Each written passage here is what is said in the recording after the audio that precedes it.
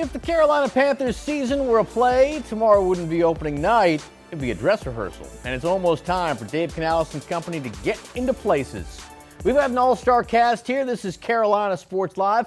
Thank you so much for staying up. I'm Mike Lissette, and playing the part of Gabe McDonald tonight is Gabe McDonald. Absolutely. Four-act extravaganza coming your way over the next half hour. Charlotte FC looking to avoid going winless in Leagues Cup play. We're also talking one-on-one with NASCAR Xfinity Series star Sam Mayer, fresh off his big win this past weekend in Iowa. But first, Mike, it is time to finally play some ball. I guess you could say it is finally time to do that. We might not think it's all that impressive football once the starters go out, but we are ready for tomorrow's preseason game with Cleveland. The real question is, are the Panthers? Now, the joint practice yesterday with the Browns went well. Execution wasn't the issue, but there were still things Dave Canales knows needs cleaning up. Things that might be the difference ultimately later this season between wins and losses once we do this for real. It got sloppy. You know, we went with Blackshear, too, his main avenue of getting on the team, possibly as a return specialist. But in addition to those three things, what are going to be some of the main things that you're looking for? Because we got other competition at other spots as well, like kicker, center, and even some other spots where there's still some battles going on. Center's going to be big, but I don't know how much really we're going to get into that based on the fact that Bryce Young's only going to play one, maybe two series. I do want to see some offensive consistency from Young. I do not want to see a quick 3 and out. I want to feel good about Young. It doesn't have to be a dramatic touchdown like it was last year, but just give me something. Let me feel good about it. Here's my question for you, though. Is there any scenario tomorrow, based on what we see, that you'll feel slightly less confident about Carolina? Or is everything sort of, you're taking this as a dress rehearsal I think approach? the main thing, you want to limit some of the pre-snap issues that we saw in the joint practice. You did have some false starts, some delayed game penalties that Dave Canales talked about. So you want to have a much more crisp operation, because how you do everything in the preseason, it's going to carry over, and you want to be able to be crisp. You don't want to be behind the chain. So I think a good operation, but ultimately getting into the end zone and just giving fans something to be excited about, those are going to be the main things that I'm looking for tomorrow night. So it's going to be fun seeing that preseason game and looking at one position group in particular. Car accident and missing practice too. Some guys have been able to take advantage of these opportunities, and I think this is going to be a unit that definitely has to improve. Now I think having a much better pass rush in front of them is also going to help them not have to cover as much as well. See, but here's the thing. We can sit here and we can say, oh my goodness gracious, they're going to be so much better this year, but it all depends on J.C. Horn. And right now, J.C. Horn's hurt. So, and this is I understand that, but I mean, this is a guy that has tremendous problems staying on the field health-wise. Last year, he finally stayed healthy, got himself a new contract, but I mean, my goodness gracious. I mean, we've seen this guy in and out of the lineup, and already we're off to a bad start. Yeah, it's pretty rough. And I mean, you just mentioned too, so far day-to-day right now, so you're hoping that he doesn't miss a lot of extra time as well. But I think it's also going to give way for a lot of – because you got to have some depth in those spots too, because you mentioned the injury history there. So I think it's going to be big for him to get back on the field. And I know this is an outside situation, but – injuries are always an outside situation. They're never planned. It happened again. True. So hopefully we can see how things shake out and hopefully get out of tomorrow's game injury-free as well. And you don't have to wait until the regular season. The Charlotte Hornets are looking to change their culture, primarily in the form of winning. But it's what they do behind the scenes that's shaping the change. Tonight, the team pulled back the curtain a bit with the season premiere of Real Access, one that revealed more on the team's draft process. Take a listen. We're going to execute this. See, I like that. It's not just a cliche that they give to us. This is stuff that they're saying behind the scenes, and it makes it more genuine to me that, okay, I can trust what they're selling because this is what's happening behind the scenes. Absolutely. I think the main thing, too, is like being able to show the fan base, like, okay, these guys are really serious about trying to win as well, because everybody knows this city, this entire state is starving for a winner, wanted to see the Hornets really turn things around. I think you saw what they were able to do in the draft. Everybody looks at the Summer League success, and now that you're able to see this behind the scenes, kind of like, okay, these guys really are about what they're saying and what they're doing. I think it's definitely going to bode well for the future for sure. I like it. Absolutely. We got a lot more coming up on CSL, including this exclusive interview. And as far as Leagues Cup play goes, the third time was the charm for Charlotte FC. I'll show you how they finally defended the Fortress in the tournament.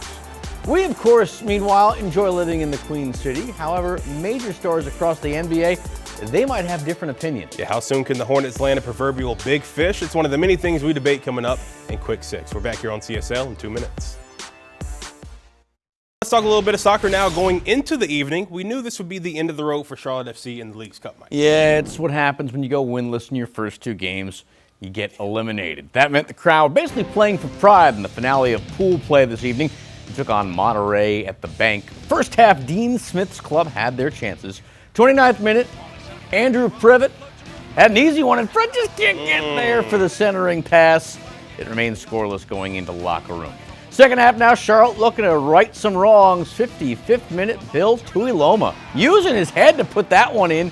Initially, they weren't sure if he was onside. Officials took a look and said, yeah, it was good. Charlotte goes up 1-0. About 10 minutes later, Ashley Westwood taking matters into his own feet. Nice pass downfield. Eventually, it would get to Tiger Smalls. That made it 2-0, and that would be your final. Crown don't leave the event empty-handed as they go 1-1-1 in the league's play. It's an opportunity for players. And Friday night, we'll get a healthy dose of Jack Plummer and Shedeur Sanders under center in the preseason opener. Which young quarterback do we think is going to make the most of their reps? We're going to debate that in Quick Six. And now she's here. Hi, Casey. Hello. We've come to that time of the night where no question is off the table.